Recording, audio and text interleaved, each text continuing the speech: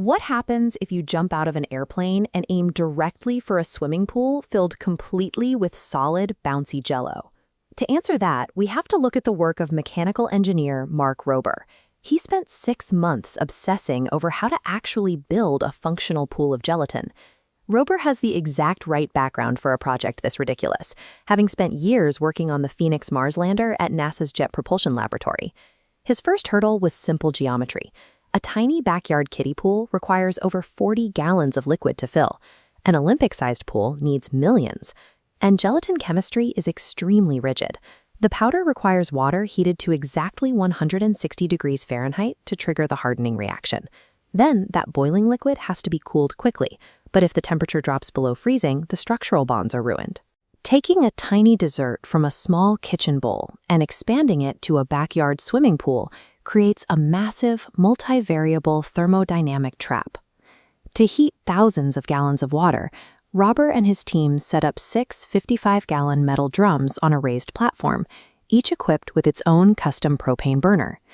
They could boil the mixture in manageable batches. But refrigerating thousands of gallons of boiling gelatin in an open yard without a massive commercial cooling unit is an entirely different physics problem. The solution they relied on is convection cooling.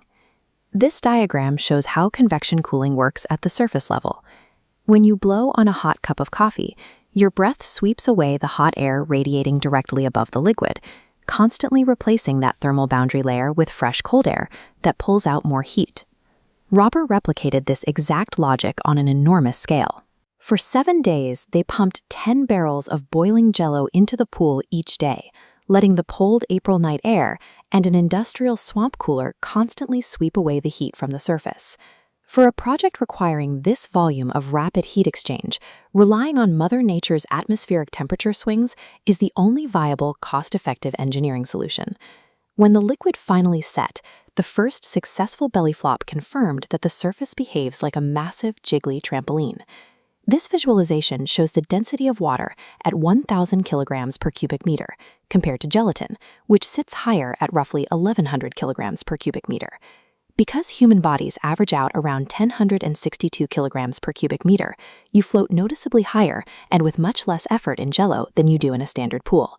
But that extreme buoyancy comes with extreme viscosity. The thick colloid grips your limbs, fills your nasal cavities, and refuses to yield to standard swimming strokes. The pool provides nowhere near the refreshing, fluid experience of water. Instead, it acts like a restrictive, colorful biomechanical trap. Which brings us back to the skydiving hypothetical. Hitting a massive block of gelatin at 120 miles per hour generates extreme resistance, the sudden deceleration that results in catastrophic bone shattering. Water will part for you if you enter it cleanly. Gelatin has a much higher surface tension and a dense, viscous colloidal structure.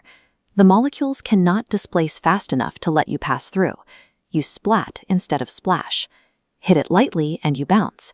Hit it at terminal velocity and it behaves exactly like concrete. Even if you survive the dive, the pool itself is doomed. Over a single afternoon, ambient heat and direct sunlight aggressively melt the lower layers of the gelatin. Simultaneously, environmental bacteria like Staphylococcus and Pseudomonas go to work. These organisms actively break down the amino acids holding the food-grade gelatin together. The chemical and thermodynamic bonds fail rapidly. Within hours, that firm, solid surface degrades into a slimy, hyper-viscous liquid slip and slide. Executing a project of this scale demands months of rigorous planning, precise thermodynamic control, and NASA-level engineering. And in the end, it is entirely dismantled in a few hours by basic biology and the heat of the sun.